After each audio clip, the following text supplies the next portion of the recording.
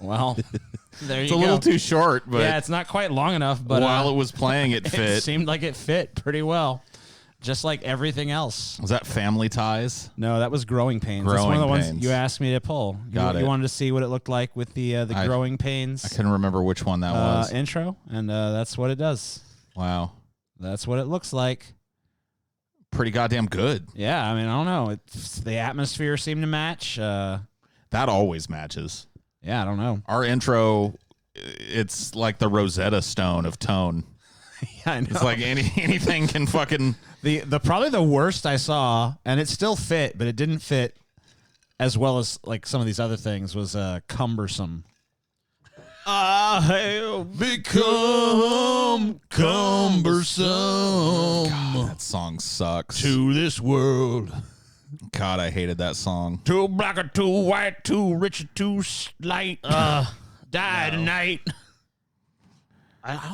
Cumbersome. Yeah, that wasn't a great one, dude. That's a terrible song. Did you ever do it to Ice Ice Baby? Ice, Ice Baby. I'm sure Ice Ice Baby would fit. I mean, I believe perfectly. it would. I mean, you're I believe it. Fuck. probably you're daring tootin', boy. You daring what? What the hell you fucking? What are you going on about, TJ? I said you're daring tootin'. You ain't from goddamn North Dakota, TJ. Shut your damn mouth with that stuff, You're daring tootin'. dude. What's What? wrong with you, TJ? Lots of things. Yeah, Several. that's a show Such unto as? itself. Several things. Oh, fair enough. Fair That enough. should be our next show. What the fuck is wrong with TJ? What the fuck is wrong with you? You son of a bitch. I have to concede Paul's point, though. That would be a whole episode. That'd be the whole. That'd be Might a whole be a series. multi-parter, yeah. Like a 10-parter. That'd just be the new focus. That'd be our next podcast. One show for every year of TJ's life. All right, let's do it. All right. Yeah. So how's everybody doing out there? I'm doing fine. I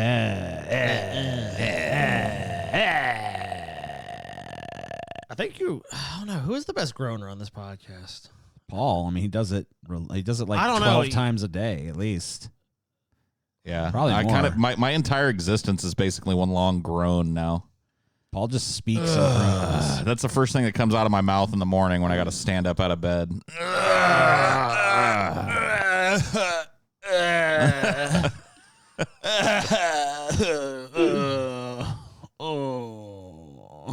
I just think as a dude, as you get older, you just start groaning a lot more. You're just like, fucking, fuck, I gotta do That's more why. bullshit. That's why Tim Allen, really tapped into the fucking soul.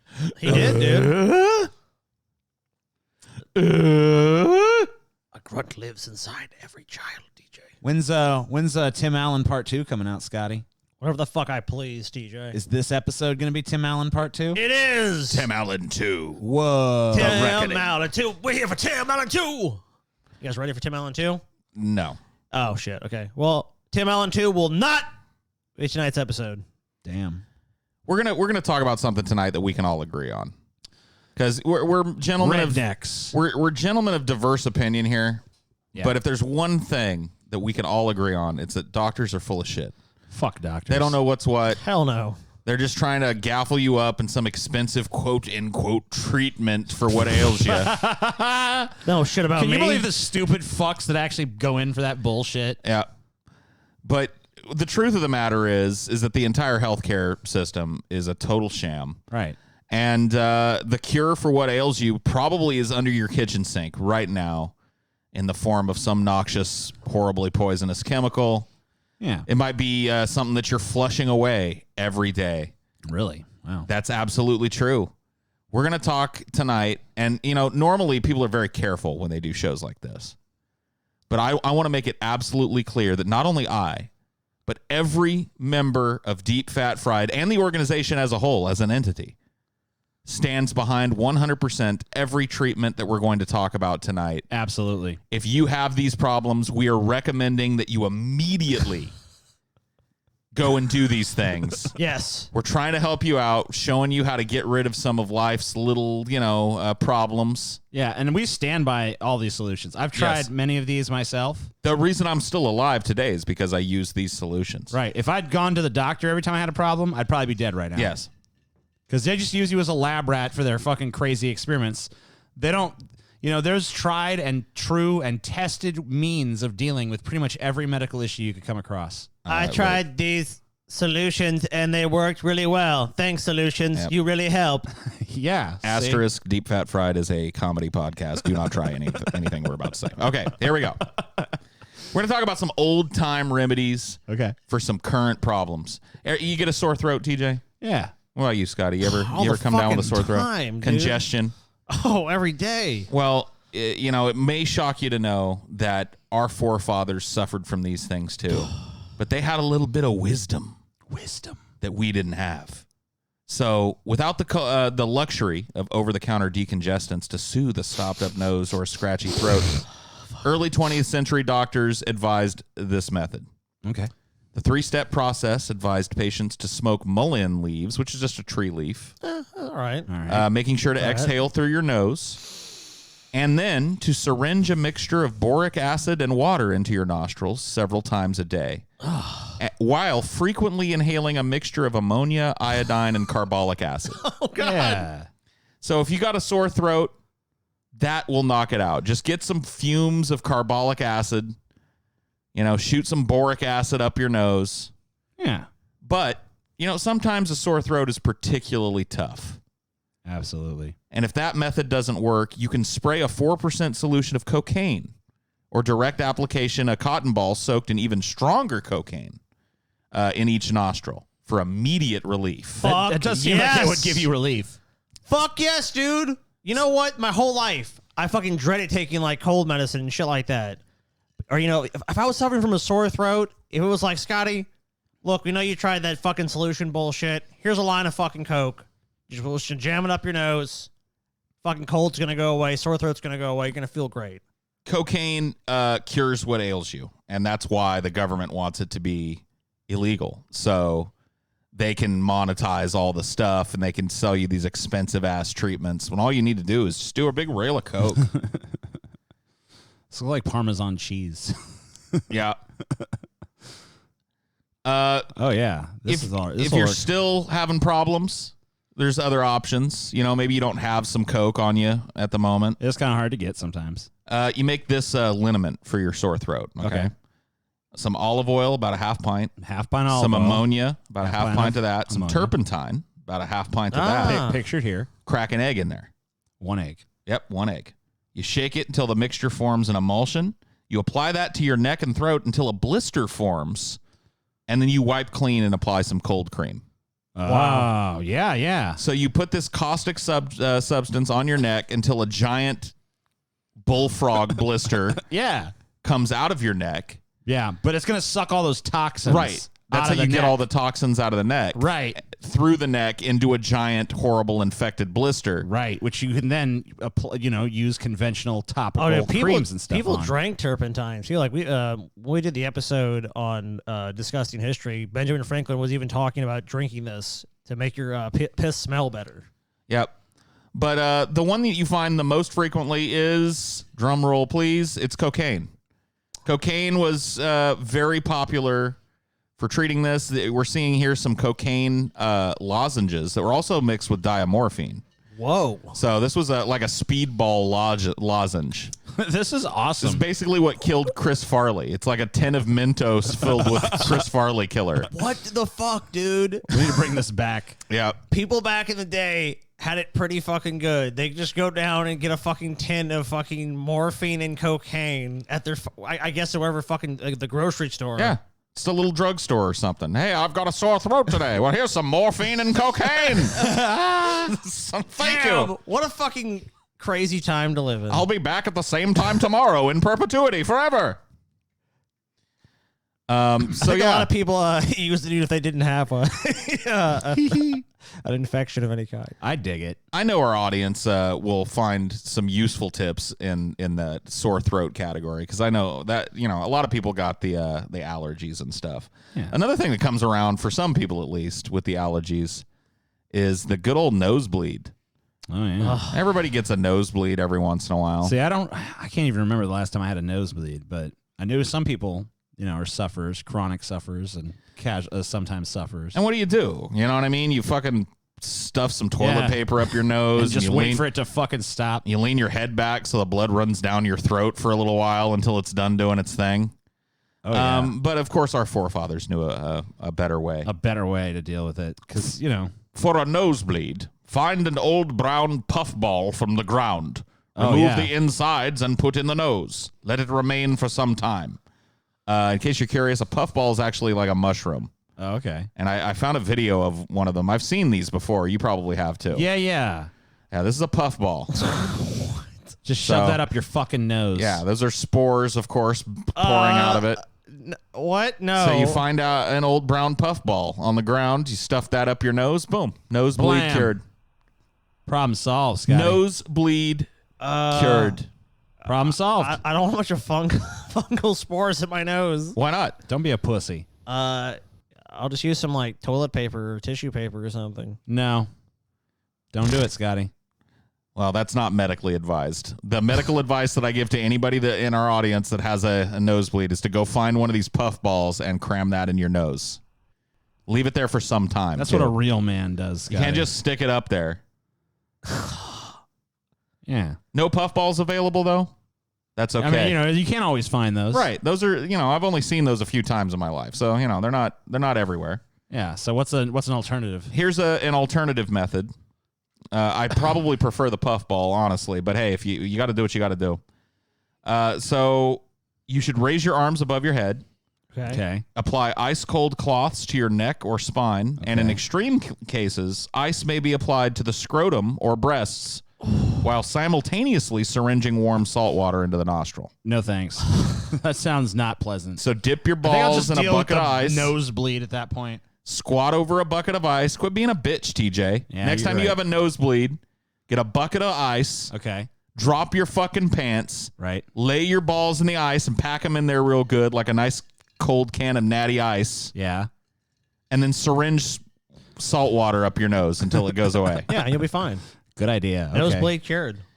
So any nosebleed sufferers out there in the audience? I'm glad I don't suffer nosebleeds because that doesn't sound like a great. It doesn't sound. I mean, I'm sure it works well, just like every other treatment on this list. But, of course. But it doesn't sound like a pleasant. It'll ordeal. clear it right up. What about asthma? Now, you go to a doctor and they're going to tell you, oh, you need this inhaler with a steroid in it and you need to blah, blah, blah. No. Wrong. Wrong I again. would knock that inhaler right out of that so-called doctor's fucking hands if he tried to fucking peddle that voodoo on me. More big pharma nonsense. For asthma, inhale some chloroform. Yeah. Ah, There you go. Other options include smoking saltpeter, Uh-huh. the smoke of burning coffee, or cigarettes containing thorn apple, Ooh, I'll try that one. which I'm sure worked especially well for overly inflamed bronchial tubes. Oh, yeah. Because if there's one thing I could tell you, Nothing like a good cigarette to... that's why you see people with asthma smoking all the time, because it's just like... yeah, man. You gotta fucking make sure you don't smoke. thorn apple or not, you're fucking, it's doing something. Yeah, for you. dude. That's why when you smoke, it just really helps open your lungs up because you're inhaling. So like Keeps your lungs strong. yeah, your and lungs are robust. working out. Yep. You're taking that big, deep breath of that smoke. I mean, look, Yeah. you know this, TJ. You got the best lungs around here. You smoke like a fucking chimney. Oh, yeah. They're great. Here's another one that I know a lot of people in our audience are suffering from. Hair loss. I lost all of my hair. Yeah. Mine just clean. It all just fell off my fucking head. Wish I So- would have known this earlier. Could have saved it. There are all kinds of ridiculous medical treatments for this. Weird pharmaceutical cocktails and transplant surgeries and shit. And you're really just wasting your time and your money and your effort and causing yourself a lot of pain because there are better ways to ensure that you have a nice, healthy, full head of hair.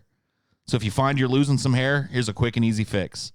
Make some sage tea. Mm-hmm. Now mix it with an equal part of whiskey. I'm liking this already. Yeah, that sounds good. Take a sip of that concoction and then add a dash of quinine, which is like, it's like a treatment for malaria. Okay. Into the cup and spray, paint, or rinse over the scalp as often as needed, at least twice a day. So just pour some tea on your head. Yeah. And suddenly your hair, Some whiskey tea. and your hair will grow. Now, if that doesn't work, don't worry, because there are lesser cases of male pattern baldness, and then there's some really, really tough ones. You're not left out in the cold, though. You don't got to go to a doctor. This one is guaranteed to produce results, by the way. You rub a blend of almond oil, rosemary extract, wine, distilled water, and mercury bichloride into your scalp every morning until your hair grows back or your unexpected death, whichever comes first. Damn.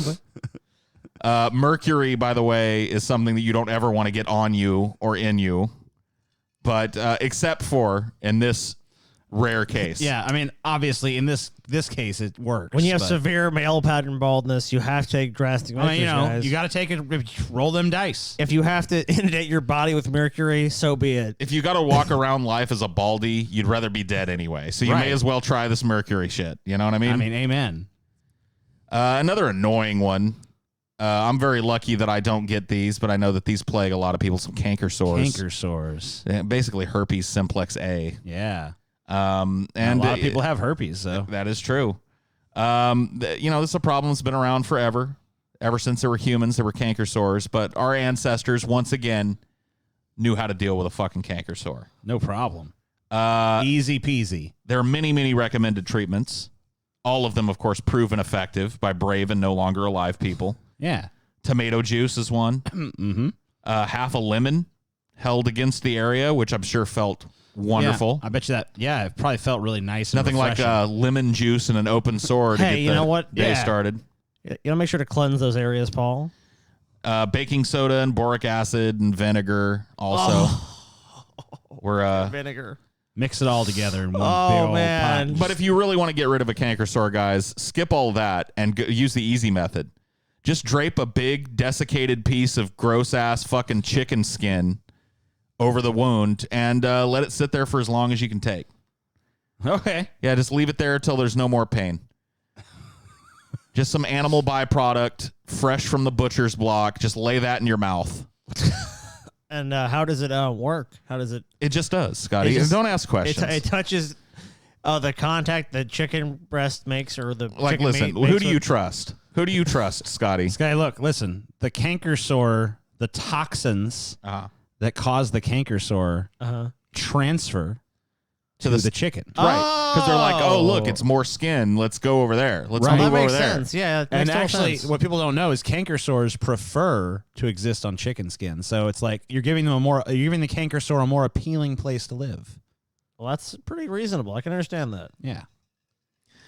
Well, those are some pretty hideous and horrible treatments, to drop kayfabe for a second. But luckily, we live in the modern age where we are not, subject to these silly whims. We know that if you have any of these afflictions, you really want to get them taken care of. You got to go to a doctor, right? No. You're absolutely right, TJ. That is so wrong. Absolutely. Because the not. wisdom of the past is just as fucking wise today as it was. What are you? No, Paul. We've advanced. Come on, dude. We're not living in these ignorant, barbaric times you're talking about. That was, hundreds of years ago. People don't do these kind of treatments anymore, guys. Come on. Now, a lot of things that people want to seek home treatment for are these kind of embarrassing conditions. Yeah, you don't want to go to the doctor and tell them about your embarrassing condition. Right. And you can see here, there's an Embarrassed. embarrassed bear.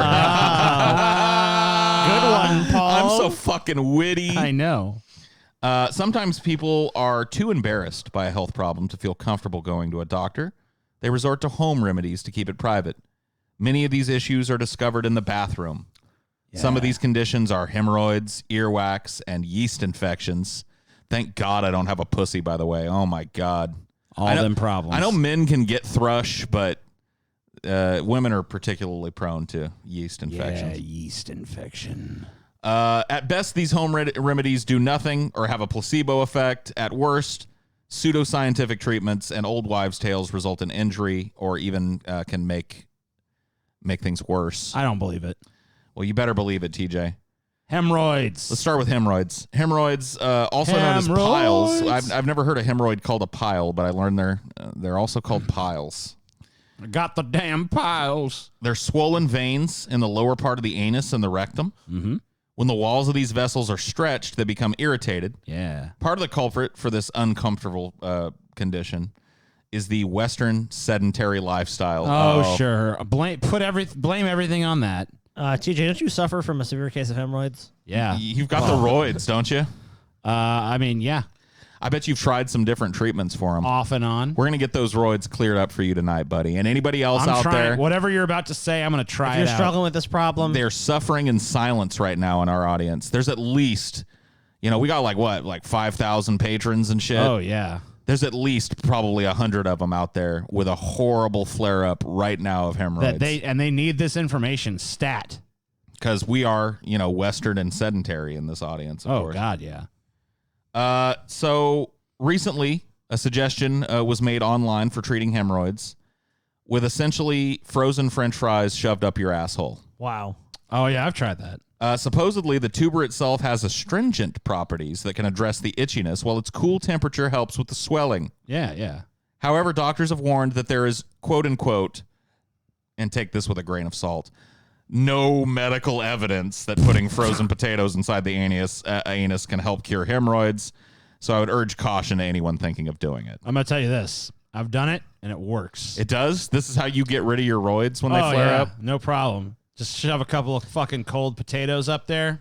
You bother cutting them up like this, or you just whole? Oh, I ain't no pussy. You just peel them and go whole? Who peels them? Damn. You ain't got time to peel them. Peel I ain't got on. time for that. Just fucking get you the fucking fattest potato you could find and just cram it right up your ass. Make sure it's cold though. You do have to make sure it's cold. The ER staff, lest you should worry, is more than familiar with removing strange foreign objects from rectums and other orifices. In the break room, they'll still laugh about your plight and judge you for your gullibility and your stupidity, though. That will happen if you put a potato up your ass and have to go to the doctor to get it You ain't pulled gonna have out. to go to no doctor. If you're looking for an actual home remedy for these, by the way, that Isn't there a doctors, home remedy for getting something out of your ass? digging around up there until you can pull it out, maybe. Stick your I finger up wouldn't- your bum, TJ. Stick your finger in my bum. If you're looking for an actual home remedy for hemorrhoids, there are a few things you can do.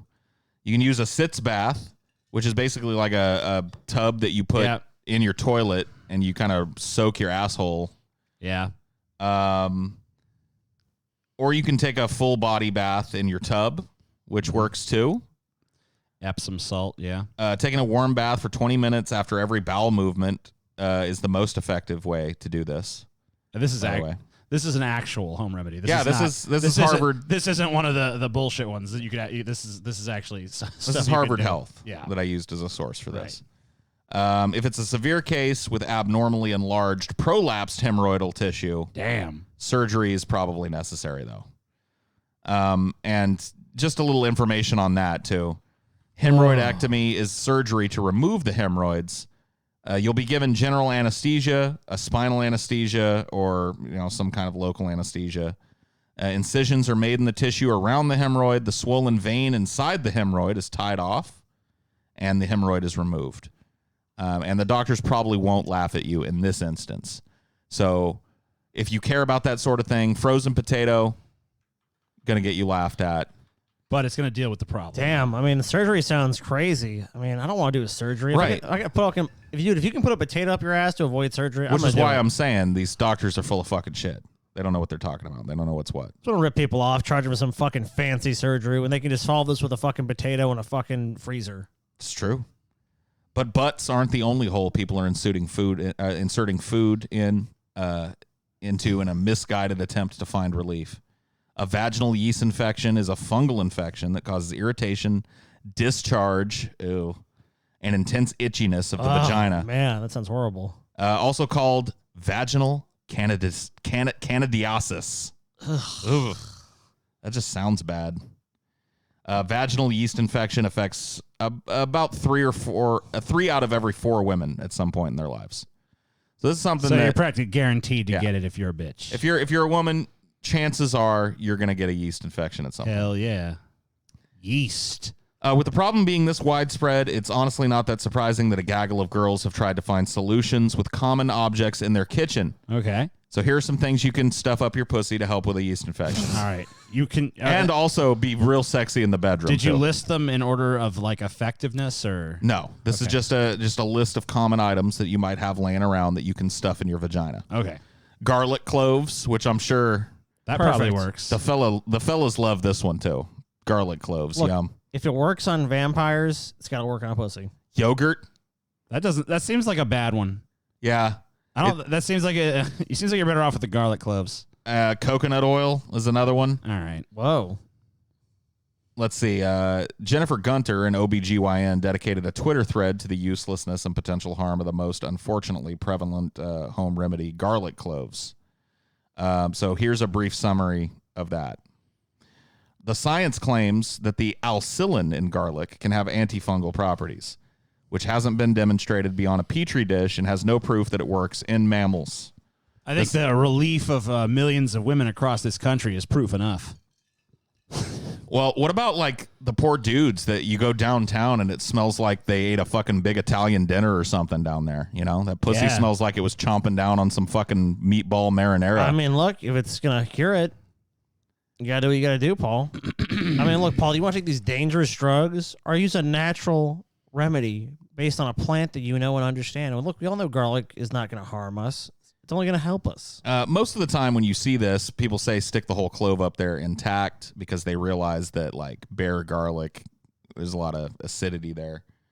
But garlic is also grown in the ground, likely fertilized with manure, which can include cat poop infected with toxoplasmosis, by the way. Broken down garlic needs to be refrigerated to avoid the growth of botulinum toxin. And the vagina obviously isn't kept at a microbe-slowing temperature. At best, inserting garlic will do nothing. At worst, you'll have an even more irritated and even more infected vagina, I don't think so. which I think is Well, probably TJ, go ahead bullshit. and try this home remedy and tell us how it works. Yeah, next time your pussy is all inflamed, go ahead and stuff a bulb of garlic up there and let us All know. right, I will. I'm going to let you guys know how it goes. The actual treatment for yeast infections is an antifungal. Luckily, there are some legitimate treatments that you can do at home. Over-the-counter antifungal creams, ointments, and suppositories all work pretty well for a lot of women. These can actually take up to 1 to 7 days, though. Yeah, and that garlic works pretty much instantly. Instantly. As soon as the clove touches your pussy. Wow. Yeah. It's absolute. But whatever. If you want to take the long route, you can go down to a drugstore Yeah, if you and want to waste your time with that bullshit, I guess. get a suppository. I mean, you know, you're wasting your time, you're wasting your money. But go ahead. But the next bullshit treatment is actually something I've experienced. And I don't know, maybe you guys have done this too. Whoa. Chances are, if you've ever suffered from an earwax buildup, you know how painful and annoying it can be. So have you guys ever gotten earwax so bad that it like blocks off your ear canal? I have terrible earwax, but it's never blocked off my ear canal before. It's happened to me a couple of times where it's Really? like I wake up in the morning and that earwax is just built up to a point where it sounds like my ear is underwater. Oh, dude, basically. I've had that like a couple times when I had like a really bad ear infection. Yep.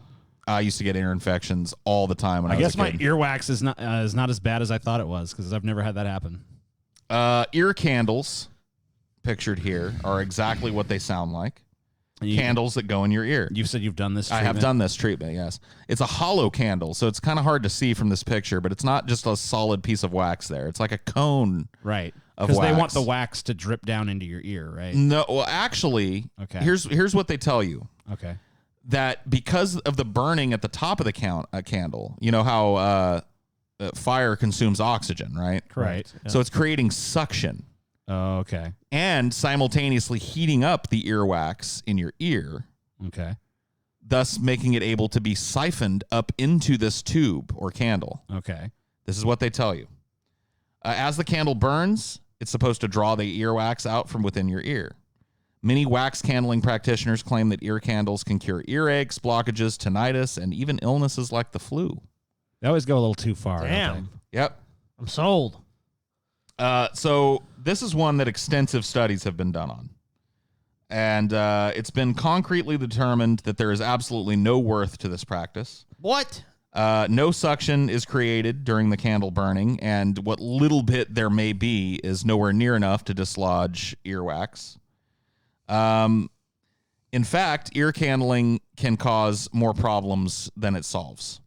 It pushes earwax farther into your ear canal. They do not produce any suction, and putting foreign objects like candlesticks in the ear can just shove the earwax down and cause it to become more compact. You can also horribly burn yourself with these if you're not careful. Of course, you've got a candle going there, so You've got some wax, and that wax, if it drips down the inside of that candle, can scald the inside of your ear or your eardrum, causing really severe hearing damage. And as I said, I can actually add wax to the blockage. Right, because you're using something that's made of wax. Right. Now, earwax is not wax in the Right. traditional Yeah. sense, but you're just pouring more wax on top of your earwax. And in extreme cases, if you're not careful with this, you can puncture your fucking eardrum with it. Right. It's hot. It's pointy at the end, and people want to shove it way down deep. And you do that, you can just blow your fucking eardrum out. That's got to be one of the worst ones. That's going to be one of the worst home remedies. Yeah, and I've done it. And it does have a very kind of placebo effect to it. So like afterwards, you did feel like, wow, that worked. It felt like I could hear better after I was done doing it. And maybe that's because I spent an hour with a fucking candle stuffed in my ear when it came out. Did you see any of the That's wax, true. though? Did you see, or you just figured, oh, it just melted the wax away? Well, here's what they do. They'll and I actually did this because I did this at home. You can order these fucking candles on Amazon. Okay. And just do this at home. So I did that. And what they tell you to do is to cut open the candle when you're done with it. So when it's burned down to a point where it's dangerous to have in your ear still, you take it out. You go, oh, I feel better. And then you cut open what's left of the candle. And on the inside is all this chunky melted wax shit. And what the practitioners of this will tell you is that's all the earwax that it just drew out of your ear. But really, it's just the earwax that was melting on the inside of or not the earwax, but the wax coating the candle, melting on the inside of it that could have very likely ended up scalding your fucking ear canal.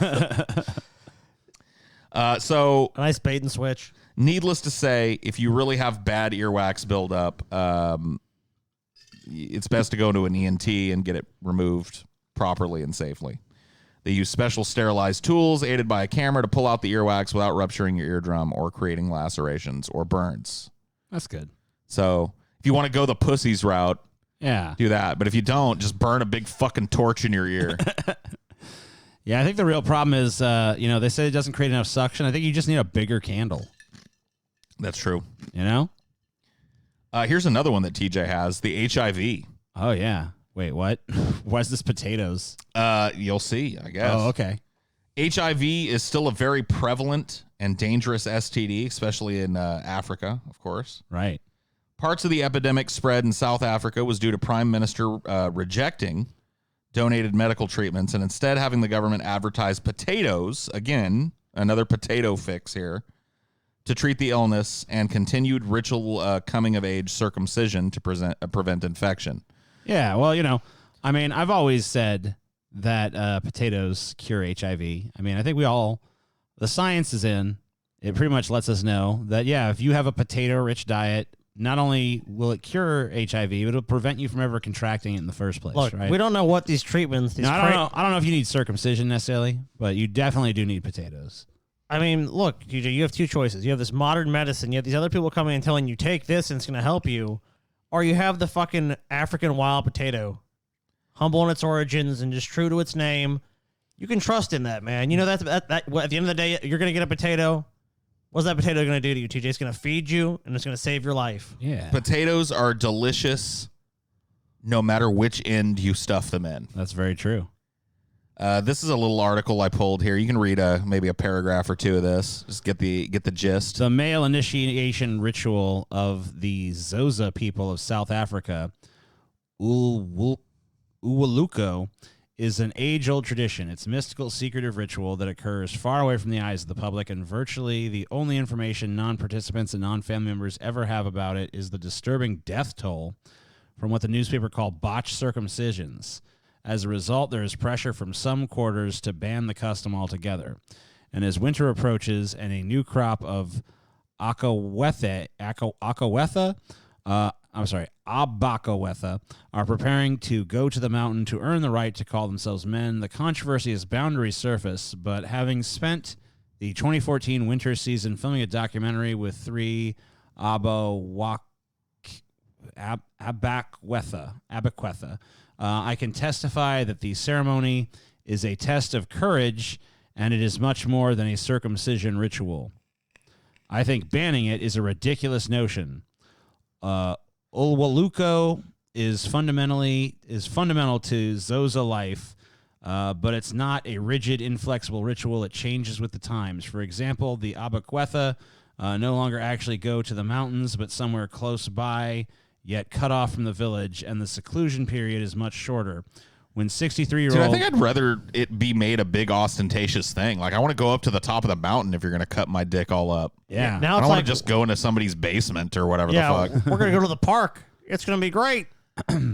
So, yeah, there's a lot of traditional circumcision in the world. In fact, right here in the United States, about 1.2 million male babies will have between 35 and 50% of their healthy, functioning penile skin containing over 20,000 nerve endings and the 5 most sensitive areas of the penis removed. Woohoo! In a procedure that all the major medical associations in the world, including the American Academy of Pediatrics and the Canadian Pediatric Society, have deemed totally medically unnecessary.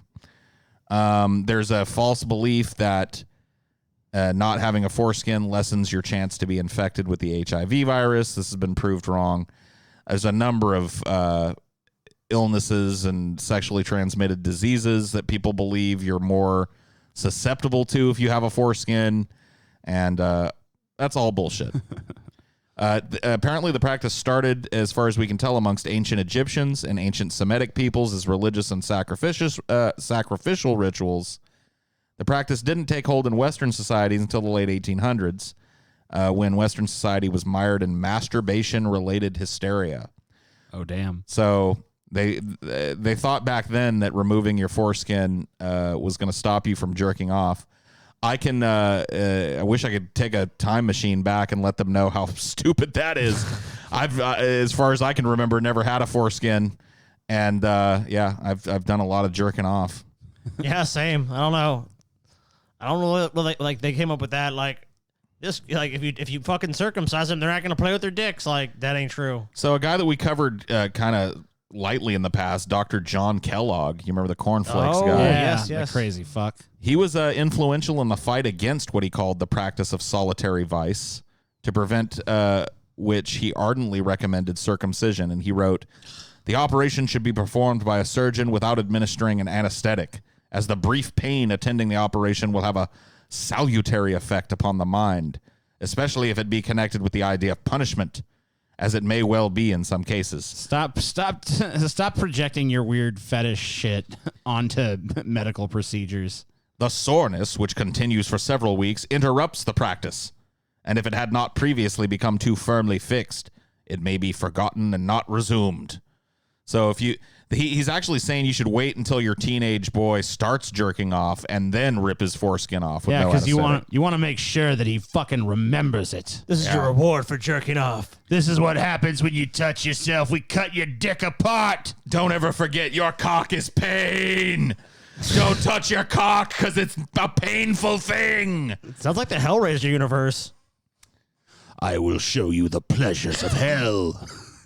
But this is actually the reason that if you are circumcised, that you were circumcised. This is basically what caught fire in the national consciousness and made circumcision a widespread practice in America. So basically a bunch of puritanical nonsense. The idea that, if you left that lusty foreskin on there, that, little boys were just going to be jerking off like zoo monkeys constantly. And the way to stop that is to basically mutilate their dicks. Yeah. So, yeah, there you go. Probably the most fucked up home remedy that we're going to talk about tonight. Cancer. Good old circumcision. Well, no, the cancer's not even as bad as that. Cancer. Give me cancer. Give me circumcision. Give me foreskin cancer. And you would think that in the modern era, there's a saying, it's as serious as cancer. People understand that they can't go over-the-counter, homeopathic, crazy home remedies with cancer, right? Oh, you got to go to the doctor with It's cancer. one of the top ones Go to the that, doctor that immediately. fucking is exploited. Yes, that is the There's truth. so many people out there that claim to have cancer cures No. or like alternative treatments to cancer and TJ, shit. no one would do that. It's like you got to be fucking like Dude, they have it on like fucking. set your ethics at zero, TJ. basically. They have that on like the Dr. Oz episode. We saw that shit. Yeah. There's so many people just peddling total bullshit, as a cure. Like, remember, like, oh, you need to drink this fucking alkaline water. That's going to make you fucking healthy. Oh, it's cured. I'm sure Paul's going to get into all that. So either due to the mistrust of the medical system, fear of invasive treatments, or inability to cover the astronomical costs of traditional treatment, even the rich and successful fall for this shit. Ugh. Steve Jobs resorted to pseudoscience for his cancer with pretty pitiful results. He's dead. He did. I mean, he tried to treat his cancer homeopathically and basically withered away and died from the inside out because of it. But Alex Trebek, who's had cancer forever, he's made a surprising turnaround recently, and he's doing better than he was because he's undergoing, actual medical treatment for his cancer. He still has a decent quality of life. There's a ton of these. I actually pulled a Rational Wiki article that just lists. Yep, it's up right now. And if you can read off some of those, TJ. Let's see. This list, okay, is this 187 fake cancer cures that consumers should avoid. It's a 2009 document from the FDA listing a number of products which are sold as cancer cures despite strong evidence they are entirely useless. So here's a bunch of names of these fake cancer drugs. Activase, a prescription drug to treat stroke victims marketed by Precision Herbs as a cancer cure. Agicaris, a mushroom, which is... I mean, you don't have to read them all. There's 180 of them here. You can skip around a little bit. Cancer Gene, marketed by Precision Herbs. This Precision Herbs company seems to curing cancer, do a lot of cancer curing. Flaxseed oil. Yeah, it was that easy the whole time. Of course, yeah. Grapeseed extract. Yeah, no problem.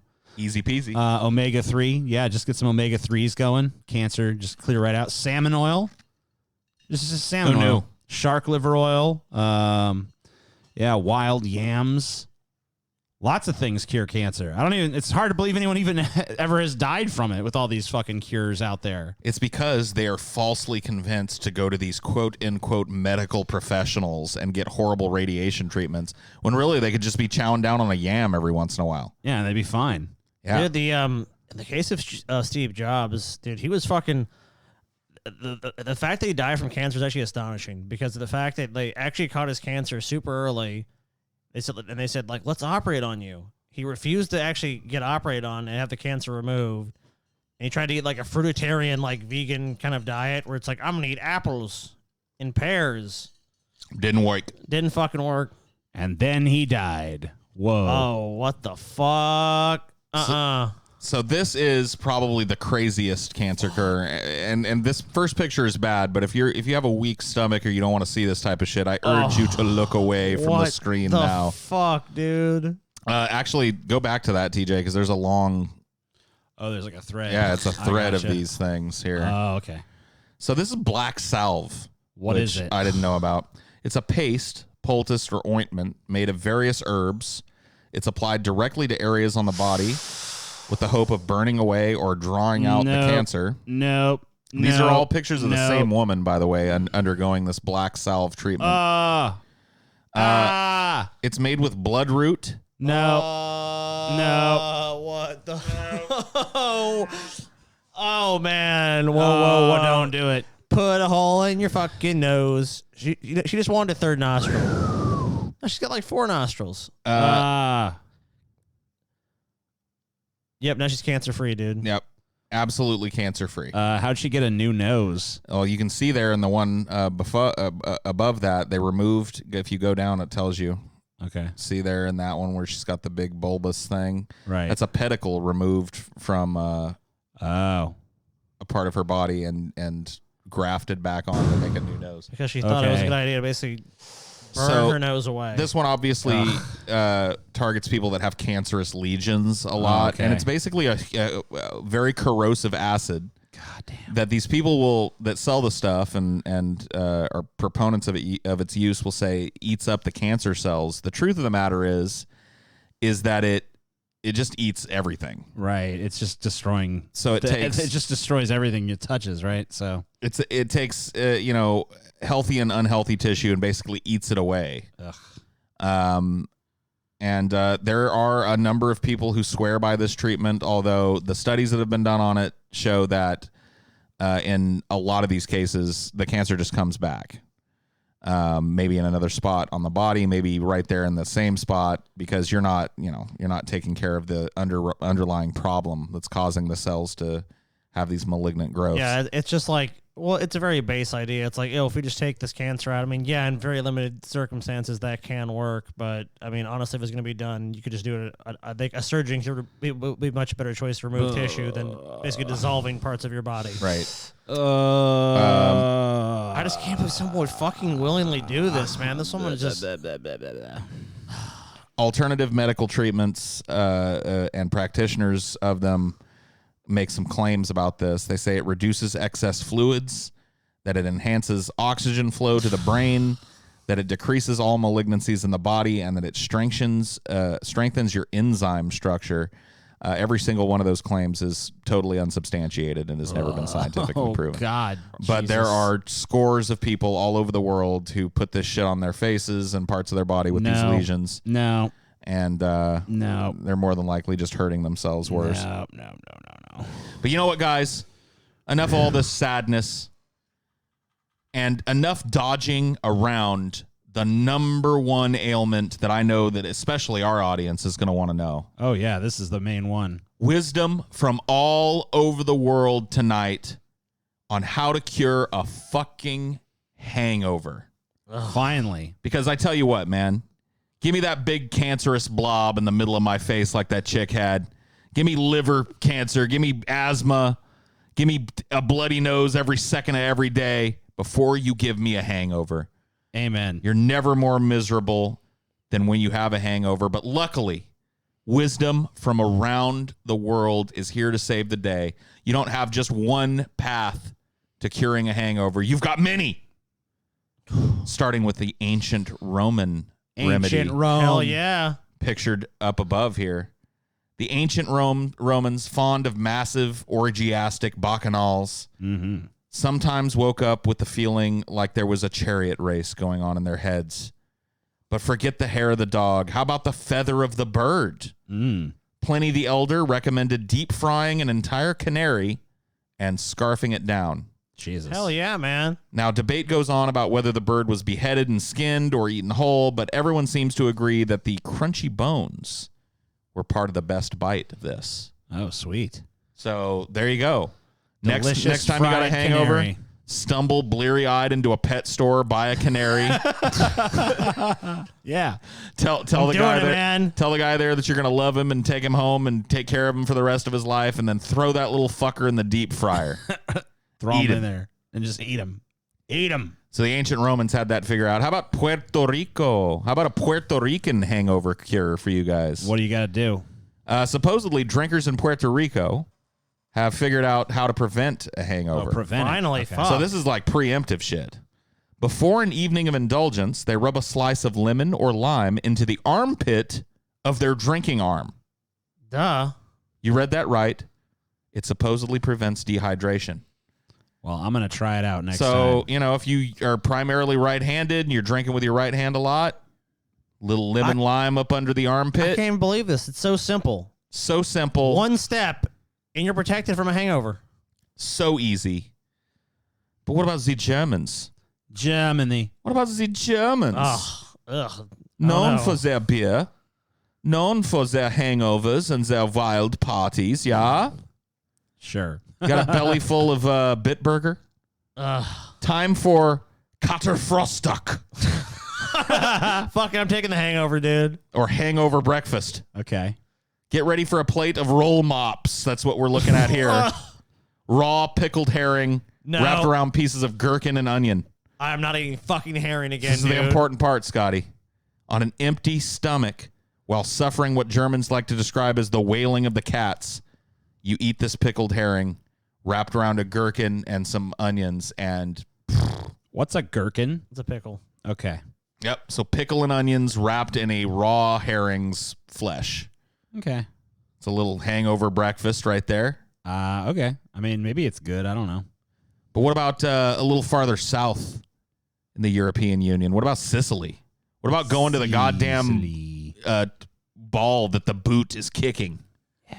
You know they got some hangovers in Sicily. Fuck yeah. And I know that TJ wants to gobble down on this one. What even is this? Act like you don't know, TJ. This is a dried bull's penis. Oh, Whoa. damn. AKA the hangover cure of the gods. Wow. You chew on it. Oh, okay. This has gone somewhat out of vogue. They actually sell these as like dog Dog chew toys? Yeah. Well, They don't have the heads on them like this anymore, though. I guess maybe that reminds people what they are too much or something. they take the heads off of them. But yeah, you can go to your local pet store right now and buy this shit. Well, there you go. Cock. Yeah. Actually, next time you have that hangover craving, you want to spare the canary? Yeah, I'll just steal one of Sal's treats and fucking chew on that. Chomp down on some dried bull cock.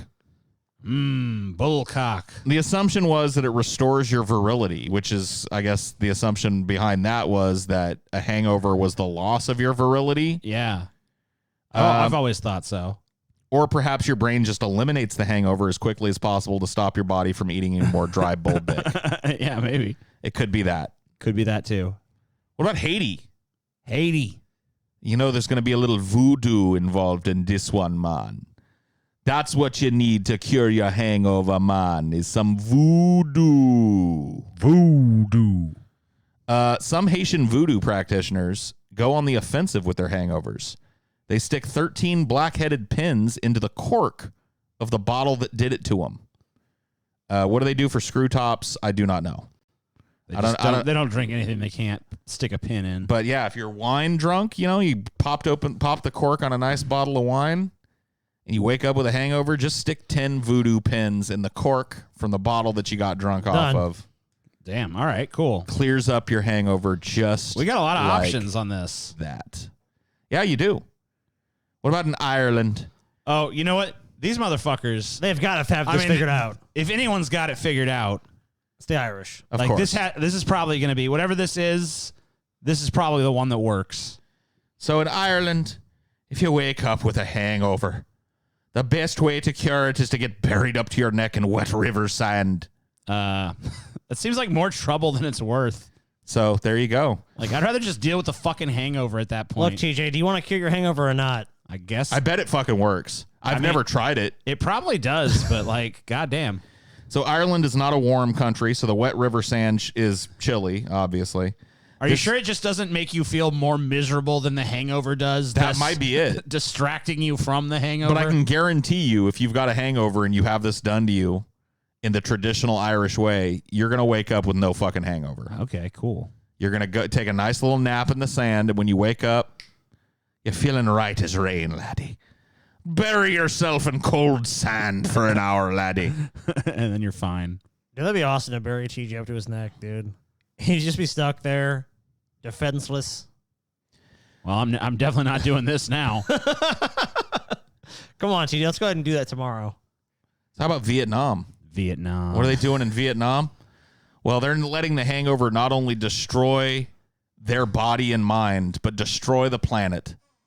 They grind up rhino horns and make tea with it and shit. Well, fuck them. So, yeah. Ground up rhino horn tea is And- going to somehow cure their hangover. All through Asia, this is actually a pretty common remedy for everything. And as a result, the demand for rhino horns is so high that, of course, as we know, rhinos are horribly endangered now. Yeah, being hunted to extinction. And a lot of the reason for that is so that their horns can be ground up and used as medicine. So Right. there you go. Mongolia might win, though. Because I'm telling you, I thought Ireland was going to be the manliest bunch, but they had kind of a pussy way of getting rid of a hangover. Mongolians do not fuck around with hangovers. After a long night of wrestling and drinking, Mongolians shake off the morning cobwebs with a cocktail made of tomato juice and a pickled sheep's eye. What? So there you go. Okay. Chow down, boys. Drink that pickled sheep's eye right down. Yet You'll again, feel great. yet again, I'm going with the hangover, man. Yeah, I don't know. I'm picking the hangover. Hangovers must be worse in these countries or something. And it's 'cause- actually, you can't just have one. You got to have both of the eyes of the sheep. Oh, yeah, of course. Of course. Yeah, Yes, just you- one sheep eye. 2 sheep eyes mixed with tomato juice. And I really have nothing to add to that. This one seems not. This is all right. Well, we've been around the world, but of course we live in the United States, and we have our own list of crazy remedies here on the North American continent. The first of which is the prairie oyster. Okay. You guys ever heard them called that? I think I've heard that term. Yeah, prairie oyster is a raw egg eaten raw. Uh-huh. There are many variations of this myth, by the way. Well, myth, I mean, maybe it does work. I don't know. I've never done it. So you always add something to the eggs. Right, It's very rare that you just crack the egg in your mouth and eat it. Right. It's like you make a smoothie, but you crack an egg into it. Or No, something. you just add something to the raw egg. Oh, add something to the raw egg. So like you add a dash of Worcestershire sauce. Okay. Or hot sauce or salt and pepper. You gulp it down the hatch. Other ingredients that you can mix it with are vodka, so a little hair of the dog mixed with a raw egg, ketchup or tomato juice or vinegar, and maybe some salmonella to wash that down with. It's a little salmonella infection for you. Yeah, I mean, it makes a little sense because if you're basically just gonna have an egg, if you cook those eggs, what difference does it make? I guess you lose the magical hangover healing properties. This one is pretty cool.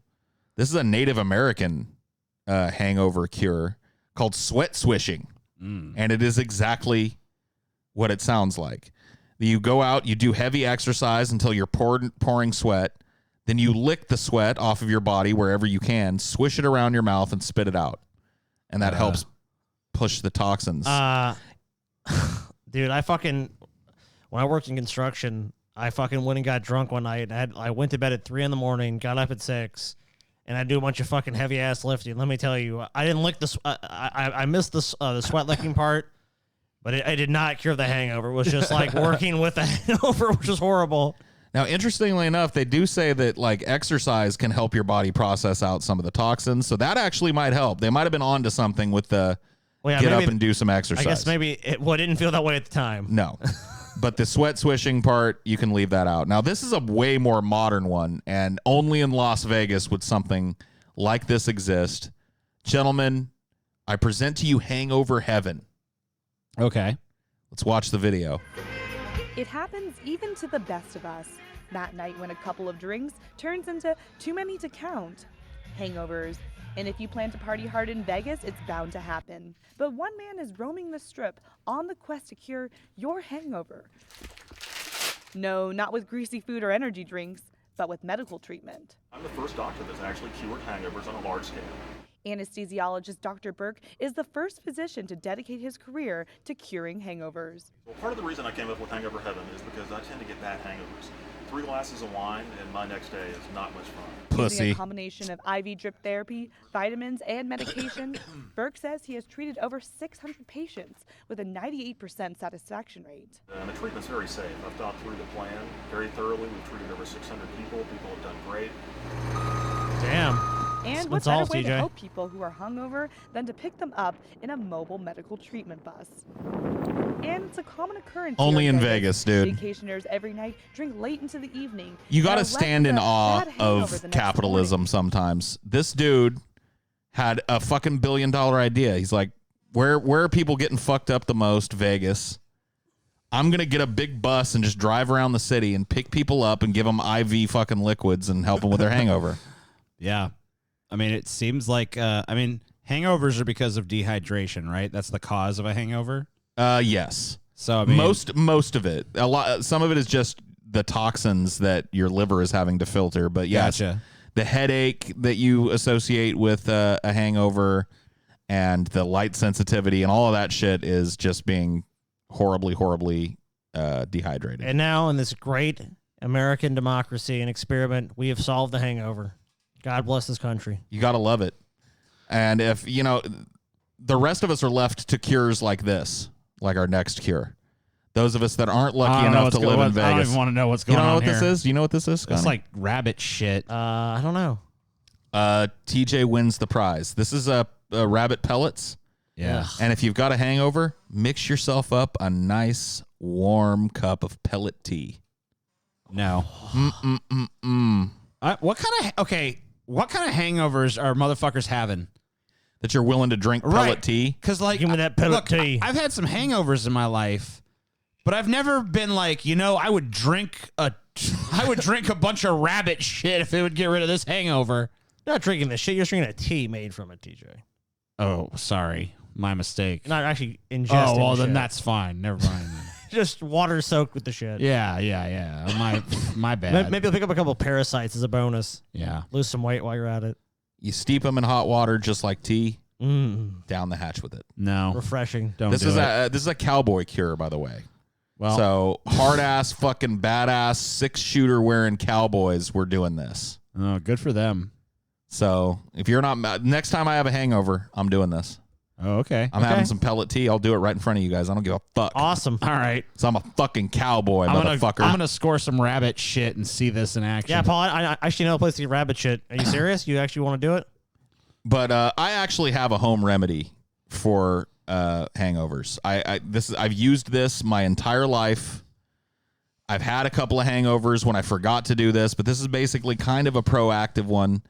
You got to be sober enough when you do it to remember to do it. But if you do this, you'll never have a hangover, okay? All right. All right. You drink as much water as you possibly can before you go to bed. That's the biggest part. That is the part you can't skip on this. Okay. You skip that, you may as well just forget the rest of it. You can pop a vitamin B complex because alcohol depletes you of those vitamins. So if you got that laying around, if you got some vitamin B, in pill form laying around the house, pop a couple of those bad boys. Take some aspirin. And after doing that, go ahead and go to sleep. If you do that, I shit you not, you'll never have a fucking hangover ever. Couple of aspirin, optional vitamin B, and 2 big old fucking glasses of water or however much you can force yourself to drink before you go to sleep. That'll do it. So I'm going to recall a conversation we had last time you got drunk, Paul, which was that you said you had a hangover for like 5 days. But the last time I got drunk was I was chugging fucking cheap ass vodka because TJ was Vomiting. forcing me to Natty Light, too. That's to get the red liquid from the dark sarcophagus. Oh, God. That was actually pretty good vodka. Was it? Yeah, it was actually pretty high end. You made us drink Natty Light, dude. Or was it Steel yeah, Reserve? I did make you do that. It was Natty Light. It was Natty. Yeah, so Paul had about 5 Natty Lights in him, plus a bunch of vodka, plus tequila, plus everything. There was bourbon. It was just not a good Paul was mix. psychologically destroyed. I was incapable of taking care of myself. You know what? Did you ever walk up the stairs? It's like, I can walk up the stairs. And Paul almost fell over like, no, Paul, you can't do it. Dude, my girlfriend said that all night I was sobbing at her and telling her to tell Dinor I'm sorry. Tell Cricket I'm sorry. Paul pulled the Scotty, dude. I wanted to apologize to both the animals all night, apparently. That's awesome. But yeah, I didn't remember to do the right thing that night, and I paid for it in blood and sweat and tears. Maybe next time you'll remember. But that's it. That's our collection of Home remedies. stupid-ass home remedies that everybody should try. If you try one of these home remedies, send us a video of you doing this dangerous, horrible rubbing mercury onto your scalp so that we can show it on our show. And make fun of you. And obviously not exposing ourselves to any kind of legal repercussions at all. We didn't tell you to do this. Wait, we did. You really shouldn't do it. Yes, we did. So Don't listen to Paul. Don't listen to TJ. Don't listen to anybody. Don't do it. Yeah, go to a But doctor, do you it. dumb fucks. Don't do it. Do it. Quit Maybe- sucking on maybe- dried bull well, you know dicks, okay? And go to the fucking doctor. Maybe the ear candle, dude. Come on. Maybe that one. No, I wouldn't do that either. That's the only one of these that I've done. Do it. And I That wouldn't do seemed that. like one of the more dangerous ones, Do it. too. Oh, yeah? Just end up deaf. Yeah. All right. Well, that's what we got for you. That's All right. it. See ya. Thanks Good for night. tuning in, everybody. Get out of here.